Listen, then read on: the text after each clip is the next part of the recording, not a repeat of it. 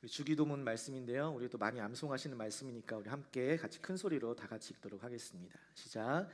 그러므로 너희는 일 아버지여 이름이 거룩히 여김을 받으시오며 나라가 임하시오며 뜻이 하늘에서 이루어진 것 같이 땅에서도 이루어지이다. 오늘 우리에게 일용할 양식을 주시옵고 우리가 우리에게 죄 지은 자를 사하여 준 것 같이 우리 죄를 사하여 주시옵고 우리를 시험에 들게 하지 마시옵고 다만 악에서 구하시옵소서. 나라와 권세와 영광이 아버지께 영원히 있사옵나이다. 아멘. 사람들은 누구나 기도를 합니다. 인간은 유한한 존재이기 때문에 인생을 살아가는 가운데 자신의 한계를 마주하였을 때, 또 자신의 힘으로는 도저히 이겨낼 수 없는 일을 마주하였을 때에 종교를 가진 사람들은 자신의 신들을 향하여서, 또 종교를 갖지 않는 사람들은 초월자에게 기도를 합니다. 그래서 군대에 가면 특히 훈련소에 군 생활이 많이 힘드니까 갑자기 종교 생활을 하는 사람들이 많이 있습니다. 조교가 눈을 감으라고 해서 감아요. 그럼 뭐가 보이냐? 이렇게 묻습니다. 그러면 눈을 감았는데 뭐가 보이겠어요? 아무것도 안 보입니다. 그러면은 이야기합니다. 그게 바로 너의 군 생활이다. 이 말을 들으면 너무 슬픈 거예요. 눈앞이 깜깜하잖아요. 그러니까 피할 수 없는 군 생활을 마주하면서 자신의 한계를 느끼니까 누군가를 찾게 돼요. 기도를 하게 됩니다. 그래서 이번 주에는 교회에 가서 하나님께 기도를 하고, 다음 주에는 절에 가서 부처님께 기도를 하고, 그 다음 주에는 성당에 가서 미사를 드리면서 또 기도를 하고, 그 다음 주에는 어떻게 해요? 기도가 제일 잘 응답되는 곳에 갈까요? 아니에요. 초코파이 제일 많이 주는 곳으로 가는 거예요. 그곳에 가서 기도를 합니다.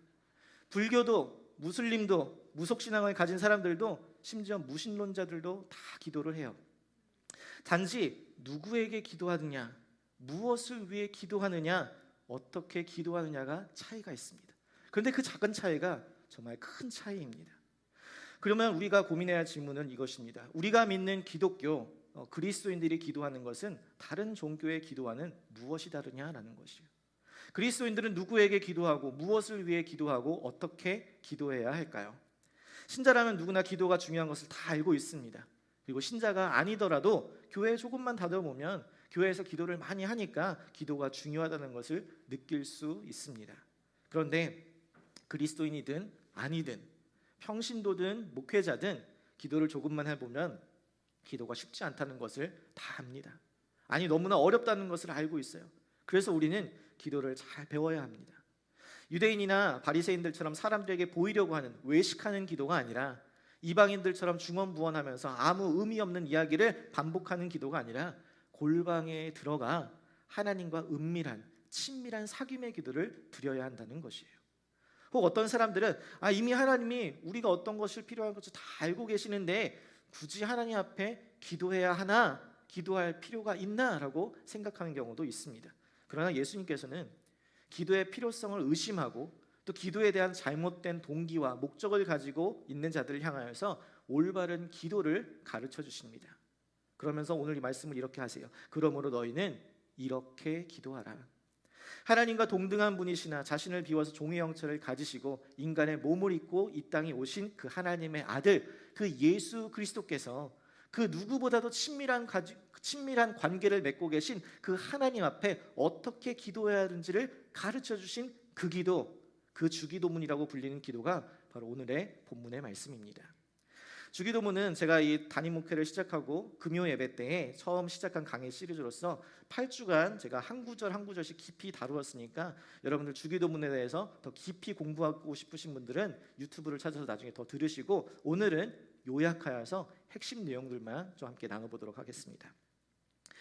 이 주기도문은 기도의 모델과 같은 것으로서 예수님께서 가르쳐주신 이 기도는 누구에게 기도를 해야 되는지, 그 기도에 대한 대상이 그분이 어떤 분이신지를 먼저 선포하면서 시작합니다. 6장 9절에 다시 보니까 그러므로 너희는 이렇게 기도하라. 하늘에 계신 우리 아버지여 라고 시작합니다. 예수님께서 가르쳐주신 기도에서 우리가 배워야 될 가장 첫 번째는 기도의 대상이 누구인가라는 것입니다. 내 양심을 향해서 기도한다고 했던 소크라테스처럼 우리는 양심을 향해 스스로를 향한 독백 같은 기도를 하는 것이 아니고, 내 속에 있는 내적인 광명을 찾기 위해서 묵상하는 퀘이커 교도들이나 인간이 하나님이고 또 자연이 하나님이라고 생각하는 범신론자들이나 다신교 사람들의 기도와는 달리 성경이 말하는 기도는 그 대상이 살아계신 하나님께 드리는 것임을 믿으시기를 바랍니다. 우리가 누군가와 대화를 나눌 때에 우리는 그 사람과의 관계에 따라서 그 대화의 내용과 방법과 또 깊이가 다 다릅니다. 내가 사랑하는 연인과 대화를 할 때, 내가 직장 상급자와 대화를 나눌 때, 또한 내가 마트에서 종업원과 대화를 나눌 때에 그 대화의 내용과 방법과 깊이가 다 다른 거예요. 왜요? 대화의 대상이 다르기 때문입니다. 사랑하는 가족이나 연인과 나누는 친밀한 대화를 처음 보는 마트 종업원과 이야기를 하지 않습니다. 물론 그렇게 스몰 토크와 같은 빅 토크를 하는 미국 사람들이 있어요. 마트에서 처음 만났는데 내 남편이 처음 출장을 나가갖고 자기가 이번에 음식을 많이 사는 거라고 이야기를 합니다. 안 물어봤거든요. 근데 그렇게 열심히 이야기를 해요. 그런데 그때 종업원이 또 친절하게 어디로 출장 갔냐고 물어봐요. 그러면 그 여자의 남편이 출장 갔던 곳이 이 종업원이 살았던 곳일 확률 58,000%.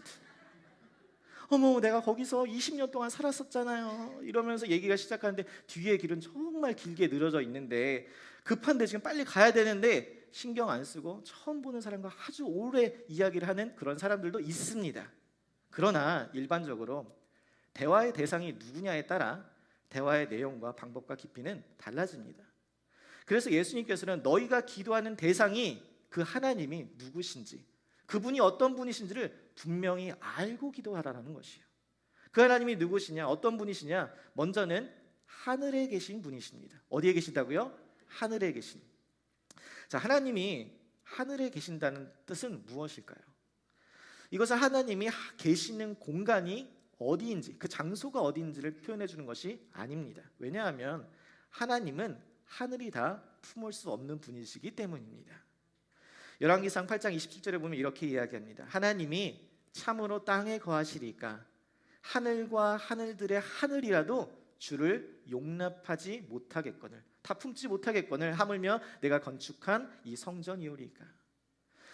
하나님은 어디에나 계신 그 모든 것들도 품지 못한, 그 하늘도 품지 못하는 크고 위대하신 분이라는 거예요. 하늘에 계시다는 이 표현은 계시는 어떤 공간, 장소를 이야기하는 것이 아니라 그분이 바로 초월자이심을 말해주는 표현으로서 그분의 지위와 위엄을 말하는 것입니다. 즉 그분은 높으신 분이라는 거예요. 위대하신 분이라는 거예요. 그분은 인간이 조종할 수 있고 인간이 가늠할 수 있는, 인간이 측정할 수 있는, 인간이 손에 쥘 수 있는 그러한 분이 아니라는 거예요. 우리 인간은 하나님께 창조받은 피조물입니다. 우리는 불완전하여서 매 순간 실수를 하고 또 후회를 하고 마음이 자주 바뀝니다. 우리 인간은 그 안에서 어떠한 선함도 찾아볼 수 없는 죄악된 성품을 가진 자들이에요. 그러나 하나님은 말씀으로 하늘과 땅의 모든 것들을 창조하시고 모든 것들을 보존하시고 모든 것들을 주관하시는 통치자 하나님을 믿으시기 바랍니다. 그분은 완전하시며 의로우신 분이세요. 그분은 위대하시며 영원하시고 무한하시고 전지전능하신 분이십니다. 여러분, 이렇게 하나님이 세상 모든 만물의 것들을 절대 주권을 가지신 높고 크고 위대하신 하나님, 영원하신 하나님, 그 하나님이심을 아는 것은 우리의 기도를 변화시킵니다. 우리의 기도에 활력을 불어넣어줘요. 얼마나 위대한 분께 우리가 기도를 드리는지를 아는 그 위대한 인식이 우리의 기도를 위대한 기도가 되게 한다는 것이에요. 신약 성경에 대한 이 현대어 번역으로 유명한 필립스는 기독교 현대 고전으로 여겨지는 책을 하나 썼는데 책 제목이 Your God is too small. 너의 하나님이 너무 작다라는 것입니다. 그는 이 책에서 현대인들이 보통 알고 있는 하나님은 실제 하나님에 비하여서 너무 작다라는 것이에요. 성경에 계시된 하나님, 우리를 사랑하셔서 그 아들 독생자 예수 그리스도를 보내신 그 하나님, 이 기독교의 2000년 전통을 통해서 계시되고 확인되고 체험되고 증명된 그 하나님이 아니라 그냥 우리가 일상생활에서 어려서부터 자라면서 그냥 자연스럽게 알게 된, 사람들한테 듣게 된 그러한 하나님으로, 자신의 생각 속에서 상상 속에서 만들어낸 하나님으로 인식한다라는 것이에요. 그래서 우리를 따라다니면서 감시하는 경찰관으로, 또는 칭찬하는 인색하고 꾸짖기를 좋아하는 엄한 아버지로, 어떤 응석이든 다 받아주는 아무 힘없는 할아버지 정도로, 또 우리를 혹독하게 훈련시키는 교도관 정도로 생각한다는 것이에요.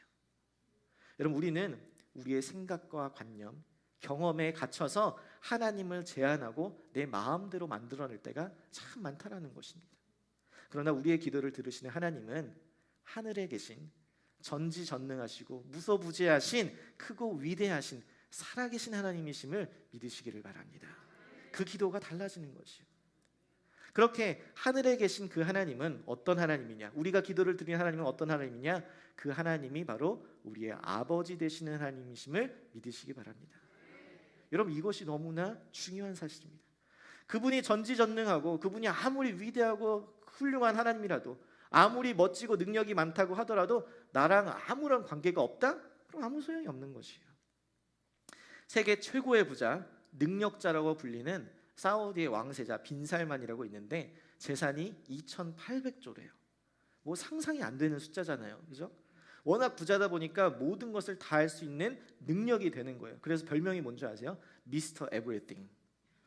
미스터 에브리띵. 근데 제가 이 미스터 에브리띵 빈살만한테 가갖고 돈도 되고 돈도 많고 능력도 되니까 나 차 한 대만 사줘, 이렇게 말하면 빈살만이 저에게 차를 사줄까요? 안 사주죠. 모르니까. 저랑 아무런 관계가 없잖아요. 여러분, 그런데 예수님께서는 우리의 기도를 들으시는 그 하늘에 계신 하나님이 우리의 아버지가 되어주시고 우리는 그분의 자녀가 되었다는 그 놀라운 관계를 우리에게 가르쳐 주셨다는 거예요. 지상의 통치자들은 신하가 자신을 부를 때에 가능한 자기를 높여 부르고 존경의 마음과 함께 그를 높이기를 원합니다. 그래서 황제, 폐하, 각하 이러한 호칭들을 썼어요. 그런데 예수님은 우리가 하나님 앞에 나아갈 때에 그의 자녀로서 나오기를 원하십니다. 그래서 아무런 관계와 친밀함 없이 저 멀리 그냥 모르는 사람 부르듯이 그렇게 부르는 것이 아니라 가장 친밀하고 가장 가깝고 가장 아름다운 사랑의 애칭으로 아버지라고 부를 수 있다는 것이에요. 여러분, 우리가 기도할 때 하나님을 아버지여라고 부를 수 있다는 것, 여러분, 이것이 정말 놀랍고 위대한 일임을 믿으시기를 바랍니다. 세상의 모든 것을 다스리고 통치하시는 분이 나와 가장 가깝고 나와 가장 친밀하니 그 아버지가 되어주셔서 나의 이야기를 들어주신다니 그 복보다 얼마나 더 위대한 일이 있겠어요. 그것도 언제나 어디서나 내가 무엇을 하든 나의 기도를 다 들어주신다니 그게 얼마나 감사하고 감격한 일이 되겠습니까? 전에 제가 워싱턴에 갔을 때 이제 백악관에 한번 들려보고 싶은 거예요. 근데 백악관 투어를 알아봤더니 이 백악관에 들어가려면 3개월 전부터 이 미국 연방의 상원 의원이나 하원 의원 통해서 신청을 하고 그 다음에 신분 조회를 다 해야만 스케줄이 맞아야만 백악관에 들어갈 수 있습니다. 그래서 겨우겨우 맞춰서 백악관에 갔어요. 그러면 대통령 만날 수 있어요? 못 만납니다. 못 만나요. 여기가 대통령 일하는 곳이구나 하고 보고 그냥 오는 거예요. 여러분, 이렇게 이 땅에 이 나라를 다스리는 그 대통령을 만나기도 이렇게 쉬운 일이 아닌데 이 세상의 모든 만물을 다스리시는 왕 중의 왕이요 만유의 주 되신 그 하나님을 내가 만나고 싶을 때 내가 어디서든지 만나고 이야기를 하고 들어주신다는 것, 이것이 우리의 특권임을 믿으시기 바랍니다. 이 특권은 아무에게 주어지는 것이 아니라 오직 하나님의 자녀들에게 주어지는 것이에요. 그래서 요한복음 1장 12절에 이렇게 이야기합니다. 영접하는 자 곧 그 이름을 믿는 자들에게는 하나님의 자녀가 되는 뭘 주셨대요? 권세를 주셨대요. 이 권세를 가진 자들만이 하나님 앞에 기도할 수 있다는 것이에요. 이런 점에서 기독교의 기도는 본질부터 다릅니다.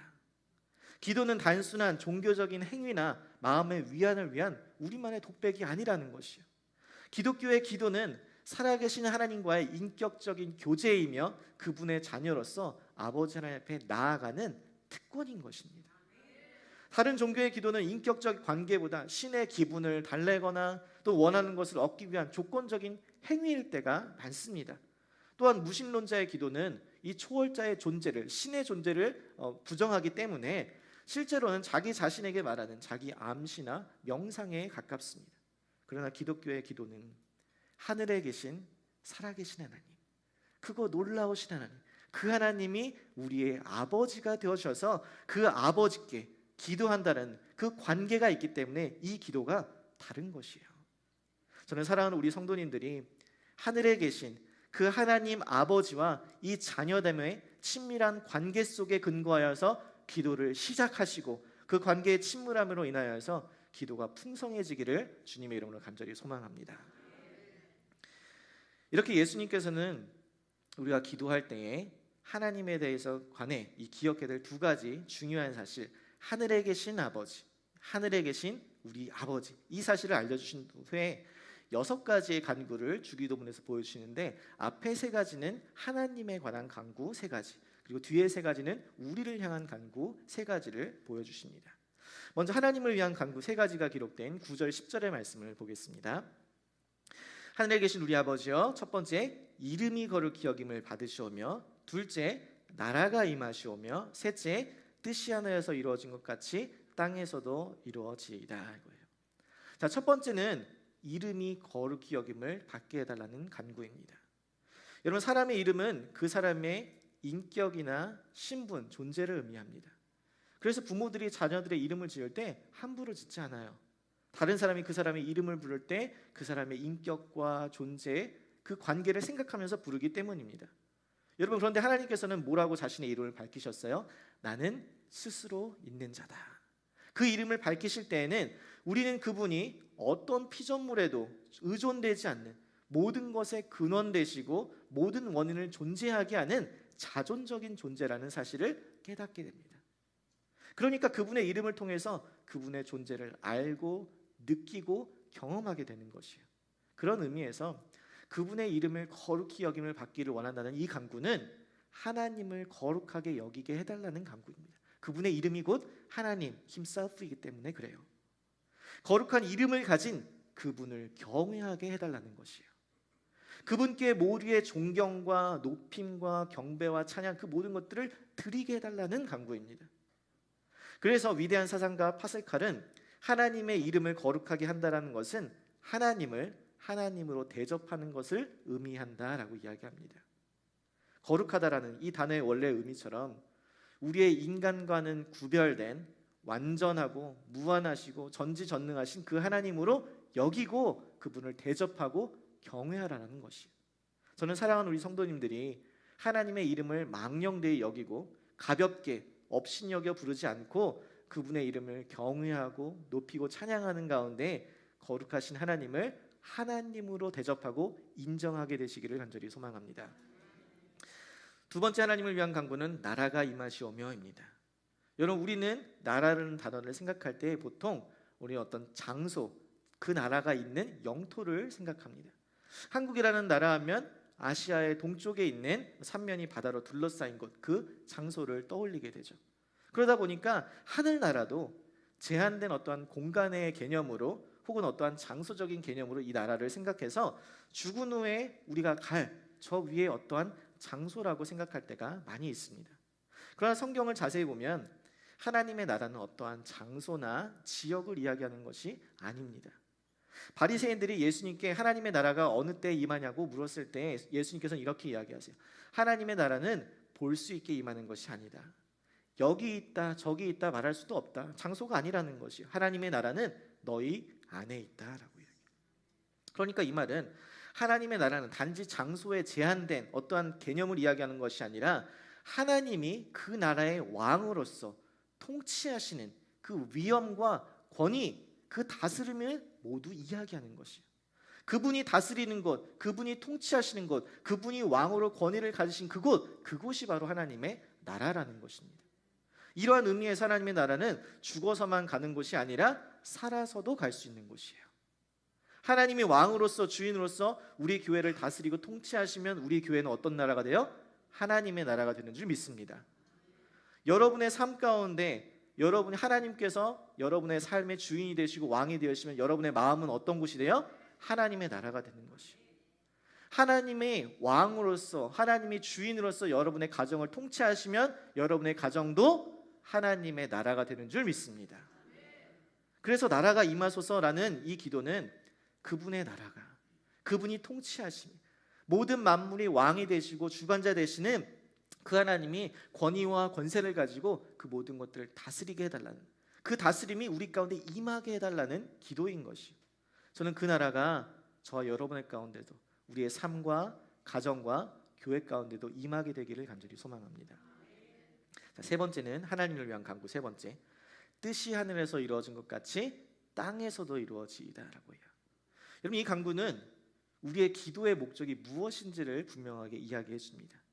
여러분, 우리의 기도의 목적은 대체로 내가 가지고 있는 삶의 문제, 또 고민, 필요를 위할 때가 많이 있습니다. 기도를 통해 내 뜻과 내 목적, 내 계획을 이루고자 한다는 것이요. 그러나 예수님께서는 이렇게 기도해야 한다는 것을 가르쳐 주신 이 주기도문에는 우리의 뜻이 하늘에 올려지는 것이 아니라 하나님의 뜻이 우리 가운데 임하게 되기를 간구합니다. 이게 반대예요. 완전히 다른 것이요. 여러분, 근데 왜 그럴까요? 그게 가장 좋거든요. 그게 가장 좋아요. 우리가 보기에는 지금 당장 이거를 해결해 주셔야 되고, 지금 당장 내가 이것이 필요하고, 이것 안 되면 안 될 것 같습니다. 그런데 우리가 정말 간절히 원하는 그것이 잘 되지 않아도, 그것이 원하는 대로 이루어지지 않아도 그럼에도 감사하고, 우리가 그럼에도 하나님을 여전히 신뢰하는 까닭은 우리의 아버지 되시는 하나님이 우리의 필요를 가장 잘 아시고 가장 좋은 때에 가장 좋은 것으로 좋은 방법으로 우리에게 채워주시기 때문입니다. 이렇게 하나님이 그 이분의 이름이 거룩히 여김을 받고 그분의 나라가 임하고 뜻이 하늘에서 이루어진 것 같이 땅에서도 이루어지기를 바라는 이 처음 세 가지 기도는, 여러분, 우리의 기도가 얼마나, 그 자세가, 그 순서가 얼마나 중요한지를 가르쳐 줍니다. 우리는 항상 내 기도, 내가 가지고 있는 문제, 내 삶의 고민, 내 필요를 먼저 구하는데, 그런데 예수님께서는 먼저 하나님을 위해서 그분의 이름을 거룩히 여김을 받고 그분의 뜻이 이루어지고 그분의 나라가 임하게 해달라는 그 기도를 먼저 하라는 것이에요. 여러분, 저는 이 하나님을 위한 간구가 우리의 기도의 첫 번째 간구가 되기를 소망합니다. 그 먼저 그 나라와 의를 구하는 것, 그것이 우리에게 필요한 기도라는 것이에요. 그렇게 하나님을 위한 세 가지 간구를 한 다음에 그 다음에 두 번째 그룹, 우리를 위한 간구를 세 가지 또 알려주십니다. 하나님을 위한 기도가 먼저 무엇보다 강조되어야 될, 중요시해야 될, 먼저 해야 될 기도이지만 그것이 끝이 아니라는 거예요. 하나님께서는 그분의 자녀인 우리를 향한 관심을 배제하지 않으시고 잊지 않으시고 우리 자신의 필요를 위해서 적극적으로 또한 기도하라고 알려주십니다. 기도의 내용이 바로 11절 13절의 이야기입니다. 오늘 우리에게 일용할 양식을 주시옵고, 양식을 달라는 기도. 그 다음에 12절에 우리에게 죄 지은 자를 사하여 준 것 같이 우리의 죄를 사하여 주시옵고 우리의 죄를 용서해 달라는 기도. 세 번째는 우리의 시험에 들게 하지 말고 다만 악에서 구하시옵소서. 이 세 가지 기도는 바로 우리를 위한 기도라는 것이에요. 자, 첫 번째, 일용할 양식을 주시옵고, 쉽게 말해 밥을 달라라는 것입니다. 밥을 달라. 그런데 이건 단순히 밥만 달라는 것이 아니에요. 밥은, 우리가 먹는 이 양식은 육체적인 삶을 유지하기 위해 필요한 모든 것을 이야기합니다. 우리가 살아가는 데 있어서 가장 기본적인 것, 그 중에서 하나인 이 일부인 밥이라는 것을 통해서 우리가 살아가는 필요한 모든 것을 달라고 하는 기도인 것이에요.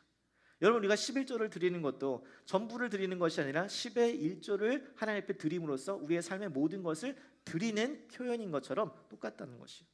그런데 저는 이걸 보면서 예수님께 우리가 양식을 달라고 구하는 이 기도가 얼마나 감사한지 몰라요. 예수님께서 안 가르쳐 주셨으면 구하기도 조금 꺼림직하잖아요. 그런데 예수님께서 말씀하세요. 밥을 달라고 구해라라는 것이에요. 왜요? 예수님께서 우리의 삶에 관심을 가지고 계시고 우리의 필요를 아시고 우리의 기도를 들으시겠다는 거니까 이게 저는 위로가 된다는 거예요. 우리는 하나님을 오해해서 이런 물질적인 것들은 구하면 안 될 것 같다고 이렇게 생각을 하는데, 아니요. 하나님은 우리를 사랑하셔서 그분의 하나뿐인 아들 독생자 예수 그리스도도 주신 분이십니다. 그죠? 우리의 필요를 아시고 그 필요를 공급해 주기를 원하시는 분이세요. 그런데 여기 우리가 한 가지 기억해야 될 것이 있어요. 밥을 달라고 기도해라. 그런데 양식을 구하라. 그런데 우리가 원치 않는 수식어가 하나 앞에 있어요. 그게 뭐냐면 일용할 양식이라는 거예요. 일용할 양식. 쌓아두고 먹을 풍족한 양식이 아니라 생존을 위하여서 필요한 최소한의 양식을 구하라는 것이에요. 너무 싫죠? 우리가 많은 것을 미리 쌓아두고 평안하고 싶어합니다. 우리는 건물주나 주식 부자가 되어서 젊은 나이에 조기 은퇴하는 파이어족을 되고 싶은 게 우리의 마음이에요. 그죠? 그런데 하나님께서는 출애굽한 백성들에게 하루치에 해당하는 만나와 메추라기를 주셨던 것처럼 예수님도 하루하루 매일매일 그 필요한 최소한의 양식을 구하라는 것이요. 왜요? 매일매일 하나님만 의지하라고. 매일매일 하나님만 바라보고 있으라고. 저는 출애굽했을 때 이스라엘 백성들이 얼마나 하나님 앞에 간절히 기도했을까 싶은 거예요. 오늘은 내려주셨지만 내일 안 내려주실 수 있는 거잖아요. 내일 안 내려주면 먹을 게 하나도 없어요. 매일매일 하나님 앞에 간절하게 기도할 수밖에 없는 거예요. 그 광야에서 무엇을 찾을 수 있겠어요? 여러분, 이 일용할 양식을 주옵소서라는 기도는 내 삶의 주인이 누구인지를 선포하고 고백하는 기도임과 동시에 그분께 내 삶을 내어 맡기겠다라는 믿음과 결단의 기도인 것입니다. 저는 저와 여러분의 기도가 이렇게 주님을 의지하는 기도가 되기를 소망합니다. 우리를 위한 간구 두 번째는 우리의 죄를 사하여 주시옵고입니다. 우리에게 필요한 기도라고 가르쳐 주시긴 하는데 일용할 양식이 우리 가운데 필요한 것처럼 우리 인간에게는 용서받음이 꼭 필요하다라는 것이에요. 아무리 풍족한 떡을 가지고 있다라고 해도 용서받지 못한 죄인은 그 죄에서 자유함을 누리지 못합니다. 여러분, 감옥을 생각해 보시면 여러분 이것보다 좋은 곳이 어디 있어요? 아침, 점심, 저녁 삼시세끼 일용할 양식을 제공해 줍니다. 여러분, 밥을 안 하셔도 돼요. 우리 주부들의 가장 큰 고민이 뭐예요? 다음 뭐 먹지? 점심 때 뭐 먹지? 음식 생각하나 고민이 많잖아요. 그런데 감옥에 가면 밥을 꼬박꼬박 다 줍니다. 다 정성껏 줘요. 그런데 밥 꼬박꼬박 주니까 여러분 감옥에 가고 싶으세요? 아니죠. 감옥에서 아무리 먹을 걱정 없이 산다고 해도 죄수에게 가장 중요한 것은 밥이 아니라 감옥에서 해방된 참된 용서와 자유함인 것입니다. 이처럼 우리에게 정말 필요한 것은 육체의 삶을 평안히 살 수 있는 일용할 양식보다 우리의 영혼에게 참된 평안함을 주는 죄사함의 용서임을 믿으시기 바랍니다. 그래서 예수님께서는 우리의 죄를 용서해 주실 수 있는 그분, 그 유일한 분, 하나님께 죄를 사하여 달라고 구하라는 것이에요. 어떻게요? 매일. 여러분, 일용할 양식을 구하는 기도와 죄의 용서함을 구하는 이 기도가 두 개가 사실은 연결되어 있습니다. 그리고라는 단어로 연결되어 있어요. 그 말은 무엇이냐? 매일 일용할 양식을 구하는 것처럼 매일 일용할 용서를 구하라는 것이에요. 매일매일. 우리가 예수님 앞에 구원받아서 십자가의 구속하심으로 죄를 깨끗이 씻음 받았지만 그럼에도 불구하고 우리는 매일매일의 삶 가운데 죄를 짓습니다. 그 죄를 용서받을 수 있도록 기도하라는 것이에요. 우리가 육체에 속해 있는 이상 우리는 여전히 수많은 죄를 짓기 때문에 이 죄의 용서를 구하야지 하나님 앞에 용서함을 받는다는 것이에요. 세 번째는 우리를 위한 간구 세 번째, 우리를 시험에 들게 하지 마시고 악에서 구원하여 주옵소서. 우리가 우리의 죄를 자백하고 주님께서 우리의 죄를 용서해 주신 것을 확인하면 넘치는 기쁨과 자유함을 누리게 됩니다. 그런데 그게 끝이 아니에요. 내가 죄에서 벗어났다, 이제 드디어 끝났다 라고 잠깐 방심하는 그 순간을 사탄은 가장 좋아합니다. 큰 죄사함과 큰 은혜를 받은 바로 그 다음 순간, 드디어 끝났다, 내가 이겼다, 내가 승리했다라고 하는 그 순간 오히려 더 큰 시험들이 마주하게 되고 회개했던 그 죄악을 다시 또 반복하여서 저보다 더 큰 죄책감과 자괴감에 사로잡히게 됩니다. 그러기 위해서 이 기도, 죄를서 사하여 주옵소서라는 그 기도 뒤에 나오는 우리를 시험에 들게 하지 마시고 다만 악에서 구하옵소서, 이 기도가 우리 그리스도인들에게 너무나 필요한 기도라는 것이에요. 여러분, 병고침을 받은 사람이 자신을 고통스럽게 했던 그 병에 다시 들게 재발하지 않기 위해서, 그것을 막기 위해서 몸과 마음을, 생각을 항상 조심하고 주의하는 것처럼 죄사함을 받은 우리 영혼들은 다시는 죄를 범하지 않기 위해서, 다시는 그 죄악으로 인하여서 하나님과의 관계가 깨어지지 않기 위해서 조심해야 하는 것이에요.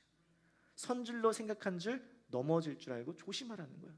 내가 섰다고 생각하는 게 아니라 언제 넘어질 줄 모르니까 항상 주의하고 조심해야 된다는 거예요. 그 기도가 바로 이 기도입니다. 하나님께서는 우리에게 주신 이 시험은 우리로 하여금 넘어져서 이 믿음의 여정에서 떠나가라고, 그냥 낙심하고 그냥 떨어져 나가라고 보내려고 하는 그러한 목적 가운데 주시는 것이 아니라 감당할 만한 시험을 주시고 그 시험 가운데 피할 길을 주시고 그 시험을 통하여서 하나님만 의지할 수 있도록 그 하는 데에 목적이 있다는 것을 기억하시기를 주님의 이름으로 권면합니다. 그리하여 해서 이렇게 하나님을 위한 간구 3가지, 그 다음에 우리를 위한 간구 3가지를 마무리하는 마지막 구절은 바로 이것입니다. 나라와 권세와 영광이 아버지께 영원히 있사옵나이다. 이 선포, 저는 예수님께서 가르쳐주신 이 기도의 마지막에 이 선포가 너무나 중요하게 여겨집니다.